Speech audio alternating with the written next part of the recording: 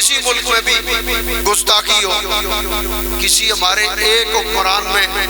اس قسم کی غیرت نہیں ہے جو سلطان عبدالحمید نے رحمت اللہ تعالی علیہ آپ نے اس دور میں دکھائی۔ کیا غیرت مند سلطان تھا وہ کہ آج کے یہ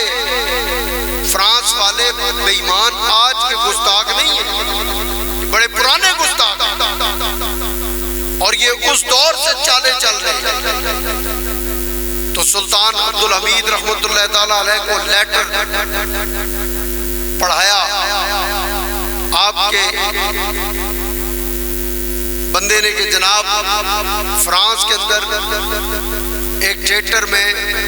کملی والے آقا صلی اللہ علیہ وآلہ وسلم کی فلم چلانا چاہ رہے ہیں فرانسیسی، تو انہوں نے 1 منٹ کے اندر اسے بلایا سفیر کو، اور کیا غیرت مند الفاظ استعمال کیا۔ یہ نہیں کہا او جی میں کیسے فرانس سے ٹکر لے لوں جی، دیکھیں نا وہ جناب بہت پاورفل لوگ ہیں، ہمارا جینا مشکل کر دیں گے۔ اور جینا انہوں نے مشکل کرنا ہے کہ تجھے اللہ مارے گا اور اللہ زندہ رکھے گا۔ کیسا مسلمان ہے کہ جس کی سوچ یہ ہو کہ جناب ہمارا جینا وہ مشکل کریں گے، اور پھر ہم اعلان بھی کریں جہاد کے۔ انہوں نے غیرت مند آدمی تھا وہ، کملی والے آقا صلی اللہ علیہ وآلہ وسلم کی محبت سینے میں کوٹ کوٹ کر بنی تھی۔ سفیر کو کھڑا کر کے کرسی ہٹوا کر کہا کہ بیٹھنا نہیں ہے، کھڑا رہ اور سن، جا کر اپنے ان فرانسیسیوں کو پیغام دے کہ سلطان عبدالحمید اعلان کر رہا ہے اگر چند دنوں کے اندر تم نے یہ فیصلہ واپس نہ لیا تو دیکھو گے فرانس دنیا کے نقشے میں قائم نہیں رہے گا۔